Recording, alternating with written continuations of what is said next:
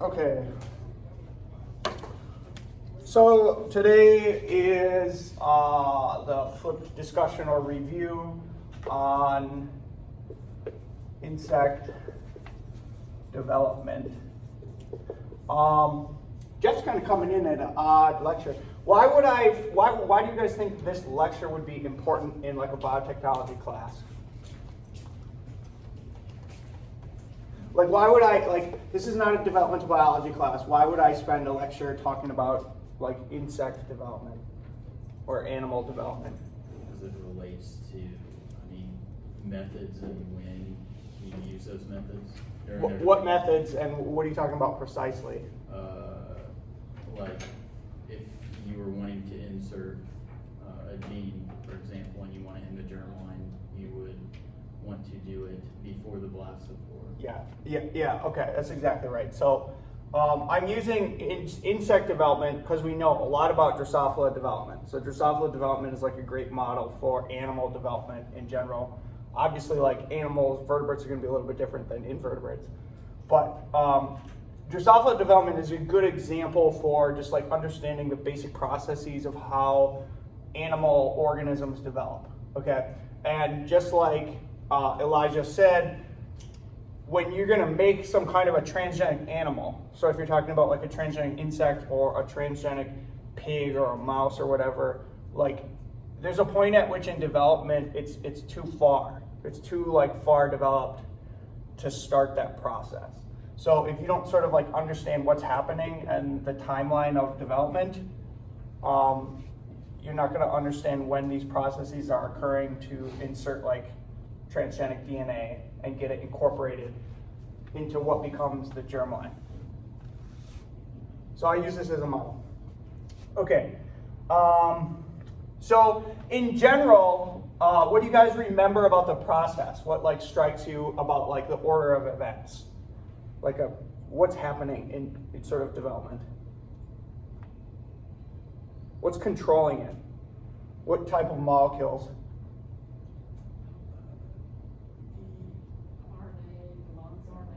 Yeah, okay, so there's messenger RNA for sure, and we're gonna start with that. The messenger RNA will get made into protein, and what kind of proteins are these? So I listed like a whole bunch of like key terms that we're gonna go through. They're all kind of like the same thing. They're all kind of like the same type of protein. What type of protein were they? You know? I remember that gap in the... Yeah, so what type of proteins are those that fit into those hierarchies? So if you wanted to engineer like a protein that controlled like a system of things that must happen, what kind of protein would it maybe be? Well, okay, that's like that's like a developmental term, yes. So would they be structural proteins? How do you run programs in cells? Remember those regulators that turn things on and off, right? Yes, okay, that's what I was looking for. They're all transcription factors. Okay, so like all you need to know about development is it's literally like a cascade of transcription factors. So it's like transcription factor in type 1, transcription factor in type 2, and there's just this endless like process of this transcription factor turns on expression of these transcription factors, and these transcription factors turn on expression of these transcription factors. And this sort of like cascade and the localization patterns of where these things end up code for the structural development of the organism. Okay, so that's like, if you were to summarize it in a very, very basic term or thinking, that's kind of like how it happens. Okay. Let's start with, before we go to the messenger RNA, let's start with the syncytium. So what's a syncytium or a syncytium? It's when the nucleotides share the cytoplasm, right? Yes, so, and this is going to be a little bit different for each organism. So again, I'm using Drosophila as like an example.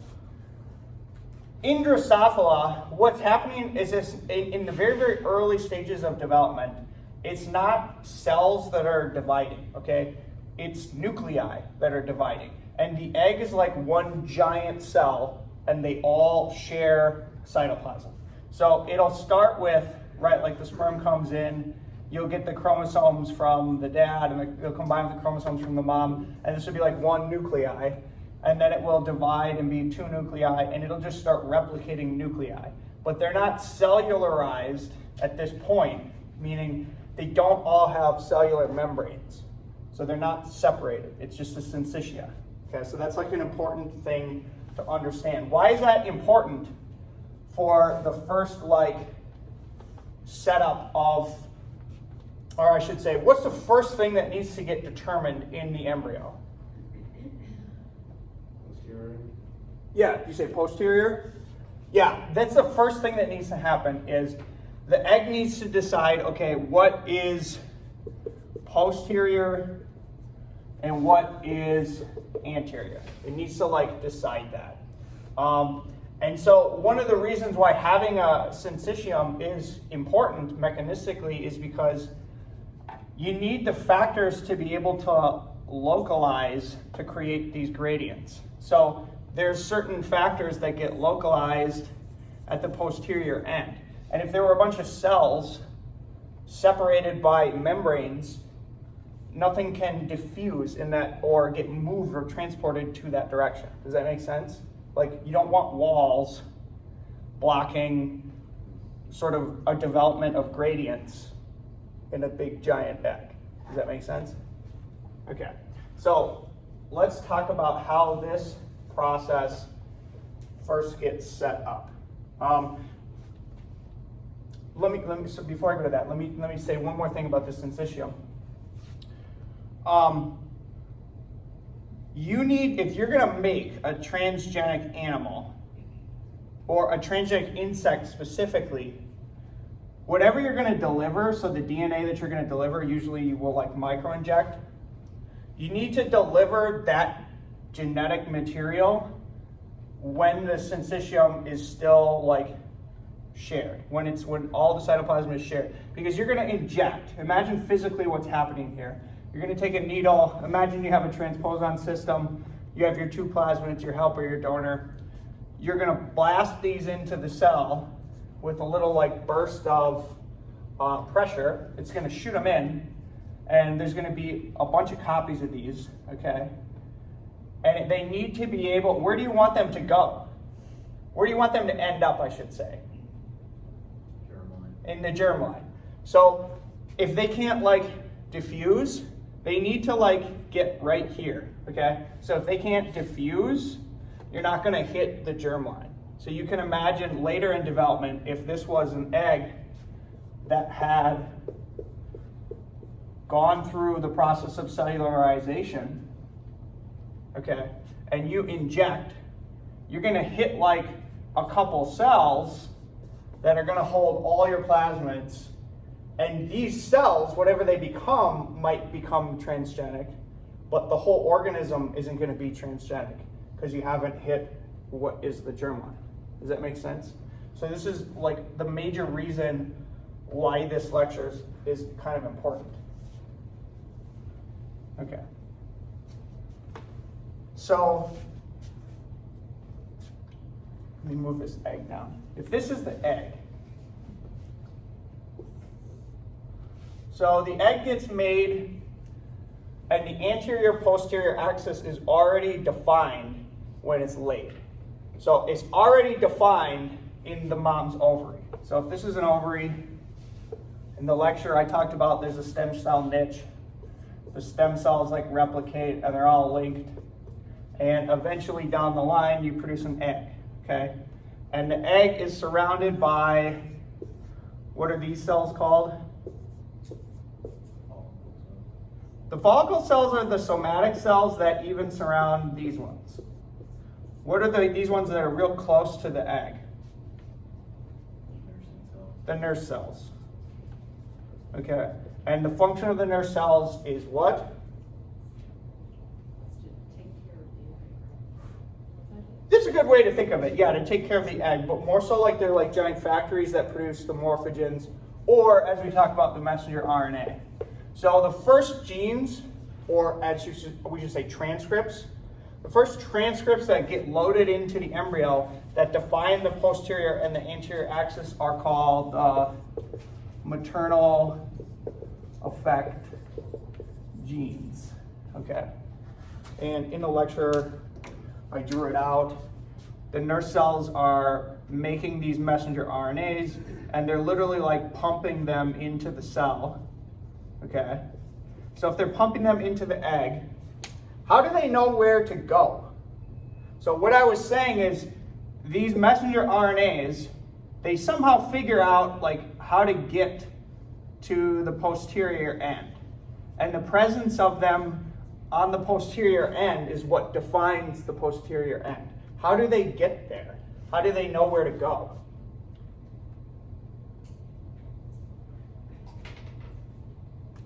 You said they had to be stepped through some process, right? They do have to be like carried there. So what proteins might carry them? What? Dining, like the... Well, so there'd be definitely like motor proteins, but they're also going to be like, there's going to be proteins that are just like RNA binding proteins. So there's proteins, their sole function is to bind and localize like RNA, and they might interact with like the cytoskeletal components. And the RNA binding proteins, what part of the transcript are they going to interact with? The untranslated region. Yeah, so if this is 5, 3, the UTR is the untranslated region. Most of the time, or a lot of the times, these like RNA binding proteins are interacting with a special 3' UTR, which is essentially like the signal that causes them to be localized to that spot. So there's a lot of information coded into transcripts even outside of the ORF, the coding ORF, okay? Okay, so at this point, anterior, posterior axis is defined. How do they know to go to one side and not like split it up? Because there's no differentiation in the cell yet.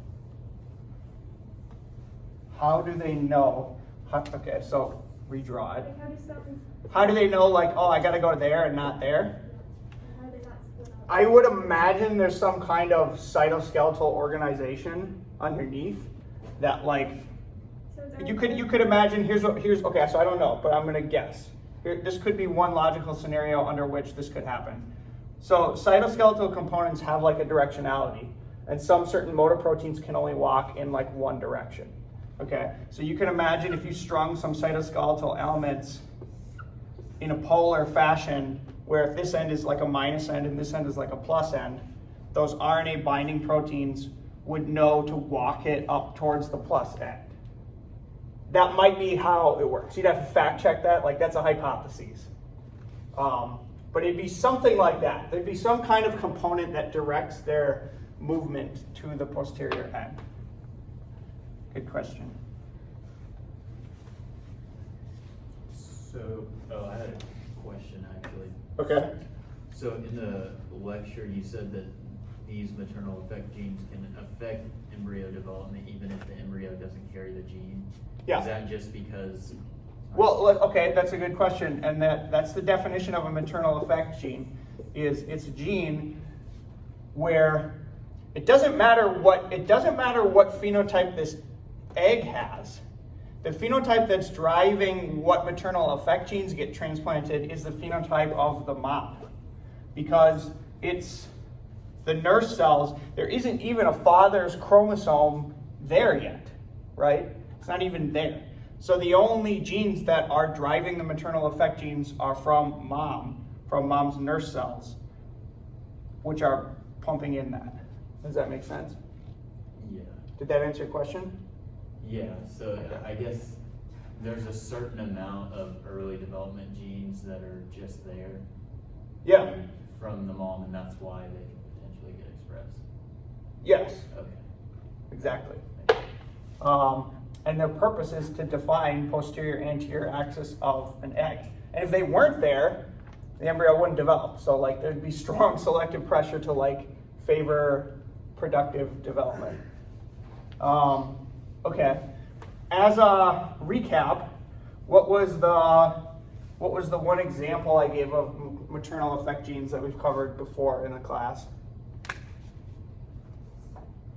Do you guys remember? Kiwi. Yeah. Very good. What's peewee? It's actually just the element. Yeah, so the peewee system, which we'll cover more in the RNAi lecture, is the silencing mechanism that protects fruit flies from the P element transposons. And if mom, it's counterintuitive, if mom has active P elements, she also has active peewee. And so if a father who is plus P element mates, these offspring will survive. But if the mother, it does not have P elements, it's like she doesn't have the cellular immunity built up. She's not making the peewee silencing system. And so if this cross happens, you get the hybrid dysgenesis and they die. So this was a good example of the peewee system being a classical like maternal effect system. Good. Glad you remember that. Okay. So after the maternal effect genes, we have this embryo that looks like this. It's got some gradient of messenger RNA. This is posterior, anterior. What happens next? What are the next genes that get turned on? Yeah, so this messenger RNA of these maternal effect genes, like nanos, gets translated into protein, and these are transcription factors, so then they start running programs. So they start turning on genes, and the genes that they turn on are the gap genes. Okay? And gap genes are also transcription factors.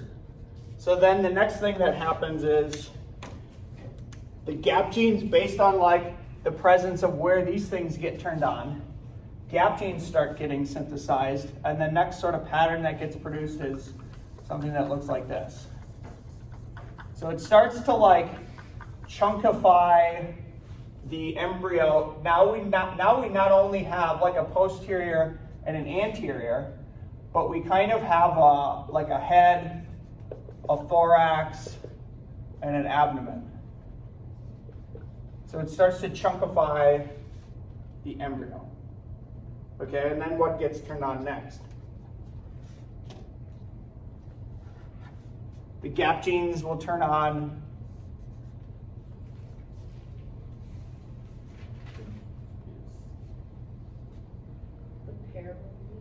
the pair rule genes. And if you look at the handout, I have really, really beautiful pictures of this. And you start to see patterns that now look like stripes, like zebra stripes. So the localization of these pair rule genes looks like zebra stripes. Okay? What's being set up by the pair rule genes? What's being defined in an insect? Insects are like exemplary of this process of what's happening. Segments? Yes. So insects are, that's literally like a part of their classification. They're segmented organisms. Although most animals are segmented organisms to some degree.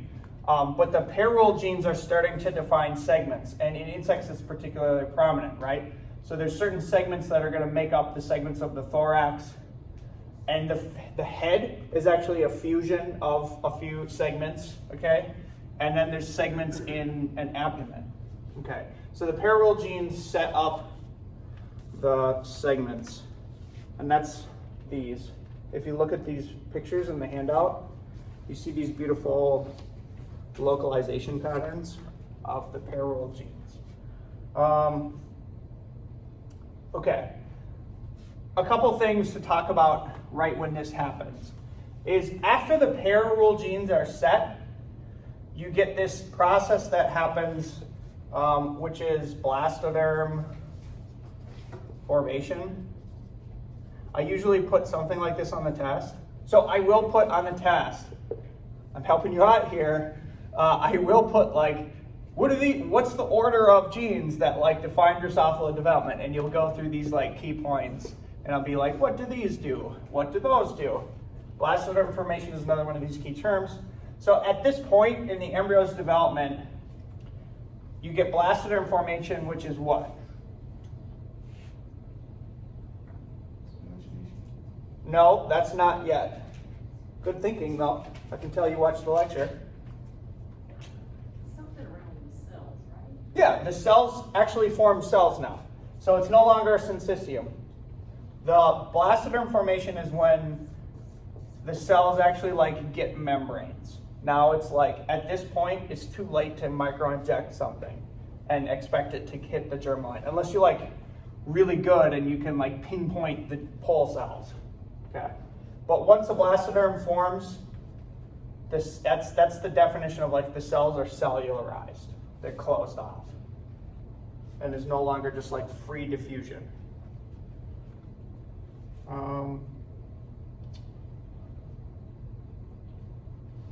So this is interesting. As a thought experiment, imagine you delete a certain payroll gene. This is how like payroll genes were discovered. What would be the phenotype of any particular random payroll gene X deletion? What would you expect to see? Disappearing segment. Yes, that's literally what they see. If you delete payroll genes, all of a sudden segments in the organism that are supposed to be there start disappearing. And in the final organism, you find an insect that's missing particular segments. That's how they find payroll genes, beyond like the localization stuff. Good. Okay, and then after blastoderm formation, then what happens, Richard? What's it called though? It has a name. Anybody else? What? No, it is the process of invagination. Yeah, it has a term. It's called gastrulation. And this is another important term from developmental biology. So Dawkins has a phrase like describing this, where he says it's like 3D origami.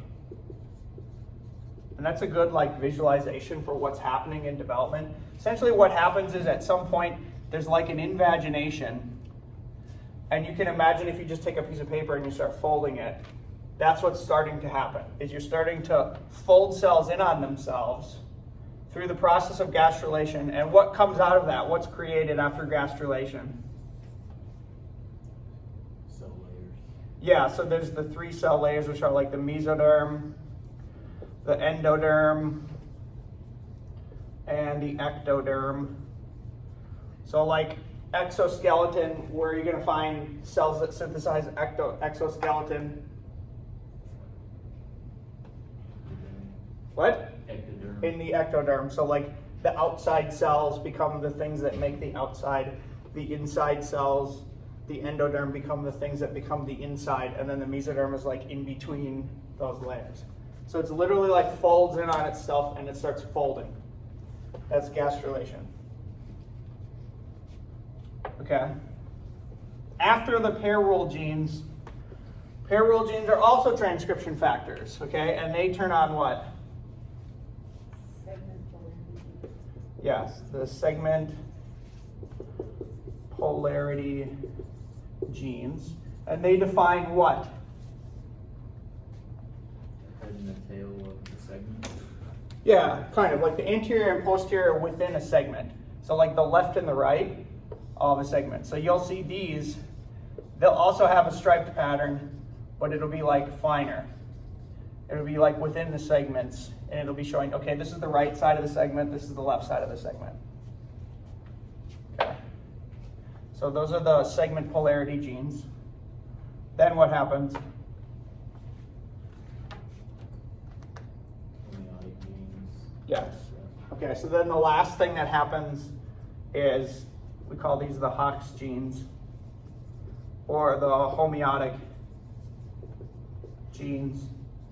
These are also transcription factors. And these turn on what kinds of programs? What was the example that I gave in the lecture? Eyes. 2 wings. 1. Is this normal? So there's in the lecture notes, there's a picture of a fly that looks like this. How many flies or how many wings do normal flies have? What? 2. 2, because they're diptera. Diptera literally means 2 wings. So like a normal fly has 2 wings. And here's this interesting picture of this fly with 4 wings.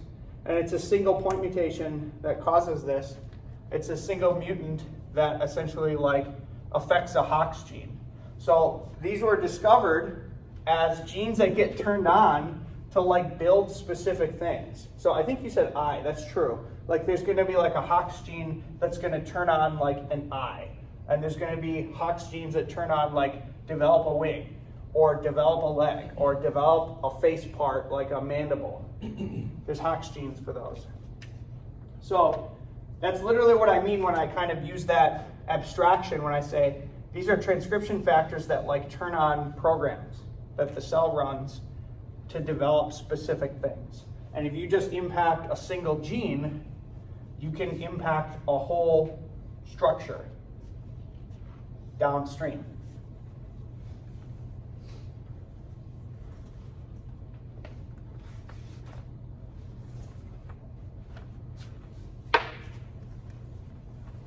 Any questions on that?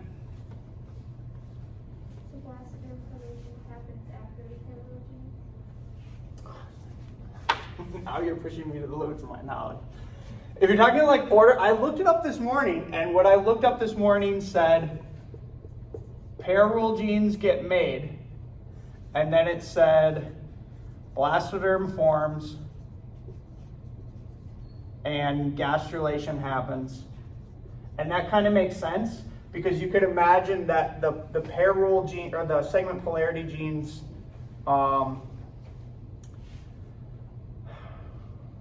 there might be some kind of like gray area here where segment polarity are like being turned on like as gastrulation is happening.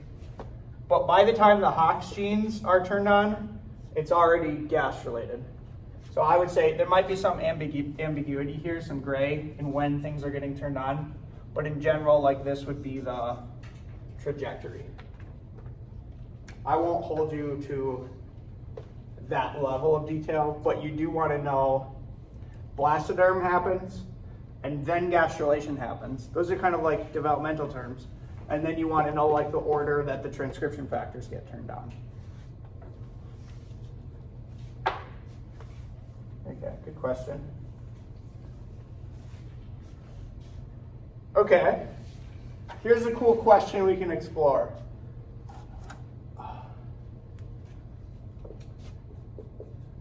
How to make transgene X express at zygote stage. So the zygote stage is going to be like very, very early, like the earliest possible stage of development. If there was ever a scenario where you wanted to express transgene X right at that stage, how could you set up a system to do that, knowing what I just told you? Where would you start? I would attach the gene X or place it between 2 untranslated regions. You would place it between, so you'd say the 3' UTR and a 5' UTR of what?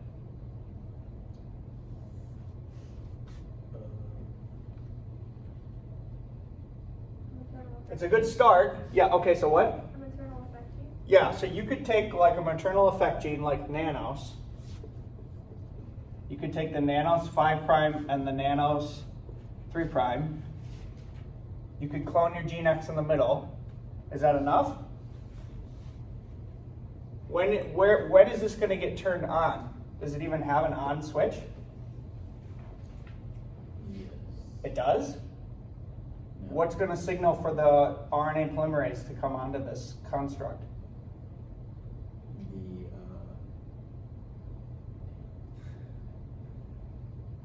How do we turn genes on and off? They have a structure called a, transcription factor. No, that's a protein. The, what? A promoter, thank you. Okay, what promoter would we maybe want to use?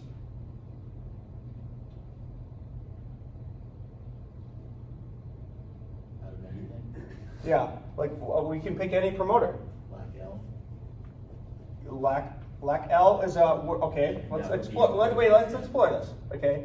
Lac L, that is a protein from a bacteria, Yes. and you want to put it in a fly and like think it's going to work well? Probably not a good idea. So what might we use as a promoter? Where do we want it to get turned on? That's the first question. So, okay, the question is, we want to turn it on, so we know we need a promoter. Where do we want to have it turned on?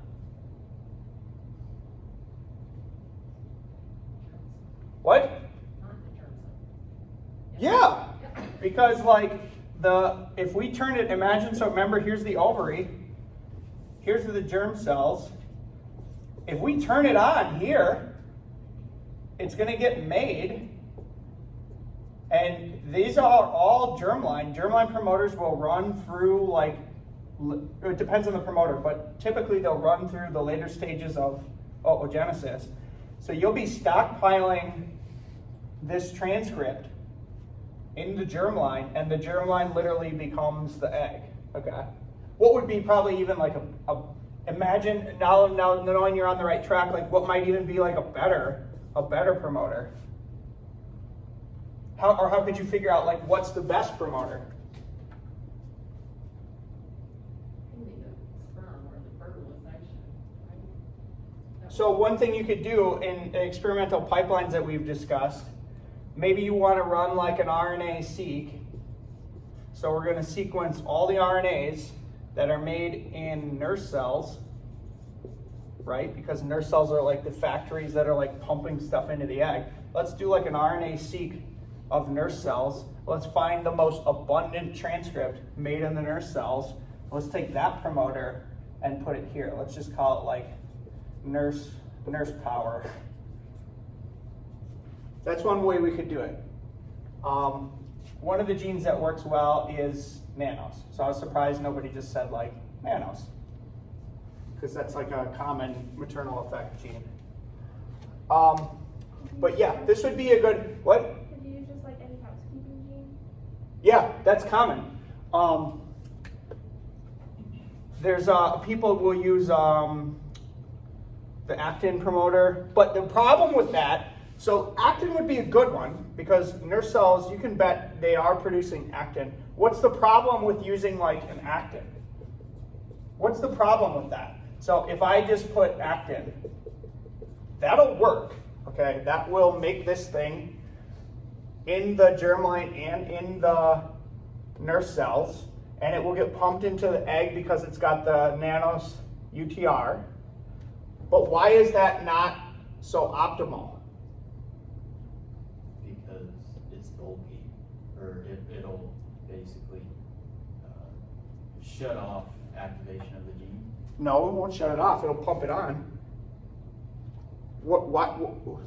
Which one do you think is more specific, nanos or actin? Where else would you find actin? What? You'll find actin everywhere. Yeah. So the gist with this is if you do this, it'll work, but it will also be everywhere. And you'll be expressing your gene X in your eyes, in your legs, in your thorax, in your abdomen. If you do nanos is much more specific. So if you do something like nanos, it's only going to be made in the germline. So it won't be all over spread throughout the somatic tissue. So you're going to have to like weigh your experiment and decide like, okay, do I want just like the most robust expression I can possibly get and I don't care if it's everywhere else, or do I want something that's like a little bit more specific?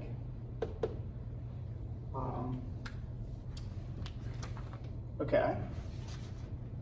For this whole example, are are you making like the mother transgenic or injecting it into the egg? Okay, let's walk through that. So the question is, are you making the mother transgenic or are I injecting it into the egg? So that's actually the next lecture, is insertion of transgenes in insects. If I were going to do this, you never want to do an experiment where like, how do I want to explain it? So there's people that do like somatic micro injections where they're just like injecting plasmids into the, maybe like the hemolymph of the organism, and then maybe it like gets absorbed in some cells and then maybe gets expressed in like some cells. That's kind of like a real sloppy way to do it. And what's the problem with that is it's not going to be inherited. It's not passed on. So the best way to do this in insect transgenics is you develop a line where, and again, this will be the next lecture, but you get a mom to lay a bunch of eggs, and then you take needles and you microinject your transposon or your integrase or your whatever you're integrating at a very, very early stage, and you have a selectable marker, and then you isolate a line that has that gene, this construct inserted into its germline. And the way you would know that it's in the germline is if you have a marker, say these grow up, and let's say the marker in, I don't have a red marker, but the marker in fruit flies is red eyes. So imagine my marker is blue eyes. Imagine this one's blue. I know this one got the insert, and if this one has babies that also have blue eyes, I know it hit the germline. So that's what you would do, is you'd make that. You never want to be like experimenting where you're constantly microinjecting. I'd rather microinject once, select your line, characterize your line, and then do experiments on your line. That's the best way to do it. That'll be the subject of Friday's lecture. Okay. Let's ask another question. So if you looked at this, how would they do that? Imagine your question is, I want to localize the nanos transcript. Maybe nanos is bad because it's a maternal effect gene. Maybe like a parallel gene. I don't know, maybe, I can't remember their names. One, Krupel. I don't know if Krupel is a gap gene or a maternal effect, or a segment polarity or a parallel gene. But imagine you want to localize transcript X, and you want to get data that shows you where this thing is. How do you do that? Where would you start? You could insert a responder or like a GFP. Okay, so we could do something with the GFP. Let's work off a GFP. You got a GFP ORF. Then what? You insert it with the 5' and 3' of the maternal effect gene. Most people would also just like, if imagine, instead of this, I'm just going to put X. Most people would also just put gene X. So they'd have the 5' end of gene X. There'd be some promoter. There'd be the X promoter. There'd be the X5' UTR and the X3' UTR. Okay. And then they would literally probably just keep X, and you'd insert GFP there in frame, right? So right here at the stop codon, you delete the stop codon, and you would insert a GFP in frame. So what's going to happen is then it would make a transcript, and then it would translate a protein that is X fused to GFP. So this would be like a GFP fusion. But this would tell you, this is not actually giving you this data. This is giving you protein localization data, because GFP doesn't glow until it's a protein. It doesn't glow as a transcript. So this would be a good start for localization of X protein, but it will not localize X transcript. Although it's probably a decent readout of where that transcript is. And actually, I think most of these data, instead of that, what they did is they fused it to LAC-Z, which is what? We know what this is now, right? It's a lactose metabolism Enzyme. Right, so it's a bacterial protein, beta-galactosidase, and under certain conditions it can form a color, it can form blue, which is one reason why people like it so much. So many of these old studies they take X, they fuse it to LAC-Z, and then it gets made into protein, and you see like blue color up here where the protein is. Okay, but again, that's localizing X protein. What's the better way nowadays where you could localize X transcript? What could you use? Is it fish? Yeah, you could definitely use fish. That's pretty common now in Drosophila. So the fluorescent in situ hybridization, that was from lecture 3, the data structures. You would synthesize probes that recognize the messenger RNA, that hybridize with the messenger RNA of X. And then you would get them in, you'd fix the cells, you'd get the probes in, and then it would fluoresce where the transcript is. That would actually answer this question. How to localize the transcript. Any questions on that? Let's push these discussions a little bit further. I want to redraw what we had in the beginning, where we had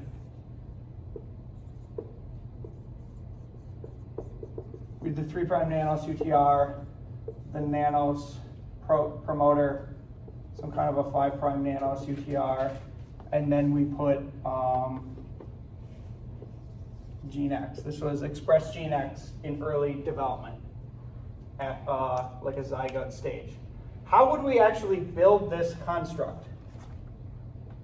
So now we have the design. How would you build it? What would you do first? Step 1, tell me what to do.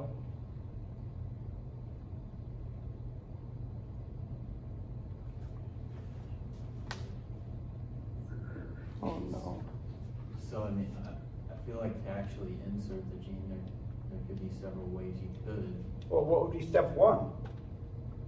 Step 1 would be to put gene X into a plasmid. Okay, so clone gene X. I would actually, you could start there. Where else could you start? So option A, where else could you start? Think the reciprocal. Think the inverse. So this is all the sequence we need. What else could you start cloning?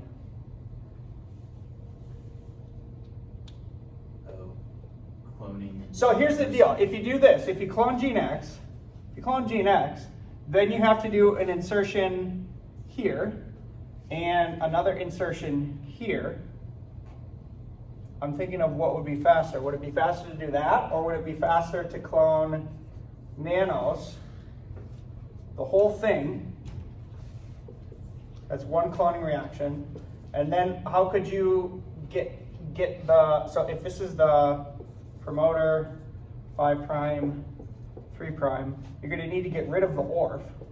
If you did it this way, how would you get rid of the ORF?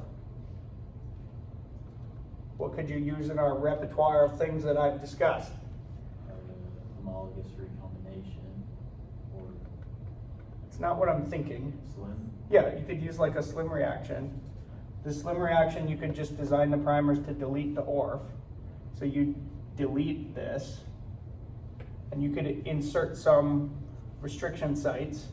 So it would essentially create this, and you could insert some restriction sites A and B simultaneously.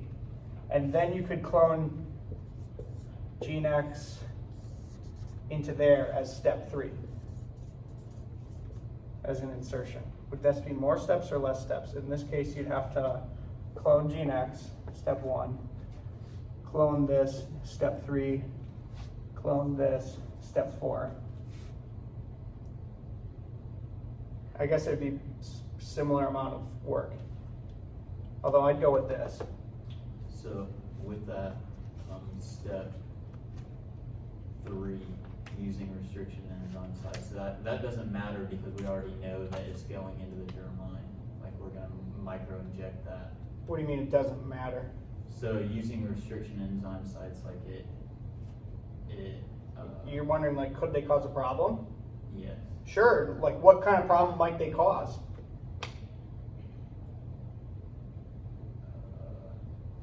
And I know that they could cause scars. Yeah, okay. You're also going to have scars here. I mean, unless you do like a Gibson, you could do like a Gibson, or you could do like some kind of like a sewing like assembly to get this. But Those could also recognize other sequence. like one thing you might worry about is if this restriction site interrupted the flow of the promoter to the start codon. Like you might worry about that. Although eukaryotes are pretty like, they don't care about that specificity as much as E. coli, depending on the organism. But that might be something you would worry about. I wouldn't worry about this one. I don't care. I don't really care what happens after the stop codon.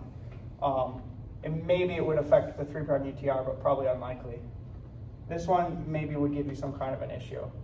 But you're going to have that same thing if you use restriction enzyme cloning with this method too. So like, again, if that was something you were super concerned about, you'd have to pick a different way to do it.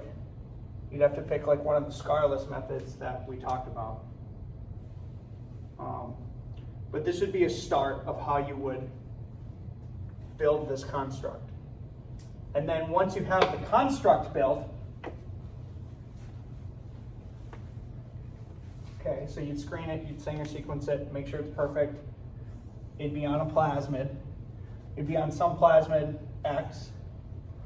And what we'll talk about Friday is what is this plasmid X and how does it mediate this insert into the chromosome of the fruit fly. So some of the things that you're going to need on this chromosome are, what things might you think of on this plasmid that you're going to want to insert? I have discussed some of these things before. You want a selective marker. You always need a selectable marker, very good. So in fruit flies, I said, say it again, the gene is called white, because if you mutate it, you get white eyes, but it actually codes for a protein that causes red eyes. So if you insert this, it'll give you red eyes. So that's one marker. What else would you need? What do all plasmids need? Origin. Okay, so it's going to need an origin. What kind of origin? Where are you going to grow this thing? In bacteria. Yep, you're going to grow it in bacteria and then purify it. So you're going to need an E. coli origin. Do you need an origin for Drosophila? Have you ever heard of such a thing? Yeast origin. I guess they're the Yeast origin, what's the difference between yeast and Drosophila? Drosophila is much more complex. Multicellular, right? So you're going to find things with plasmids are usually like single-celled organisms. You're not going to find like a plasmid floating around in cells of like higher upper eukaryotes. And you don't need an origin because it's going to insert onto the chromosome. And the chromosomes have their own origin of replication, right? Centromere. Well, the centromere is what it grabs onto to pull it apart. I don't think that's actually the origin of replication. But that's the point, is you're going to insert this. What else do we need? What else would we need on this plasmid? We have 3 minutes left.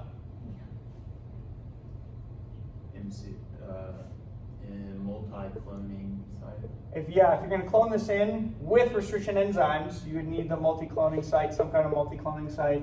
That's going to be like here, unless you did it a different way. If you did it like with recombination, you might not need that. What else would we need? Antibiotic, is that? Yes, because you're going to grow it in E. coli, so we're going to have something like ampicillin. So we can grow it in E. coli. What else? What else do we need? There's one more thing that we need. How's it going to get onto the Drosophila chromosome?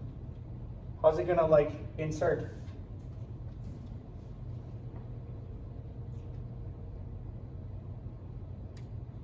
We talked about it, you and me talked about it yesterday.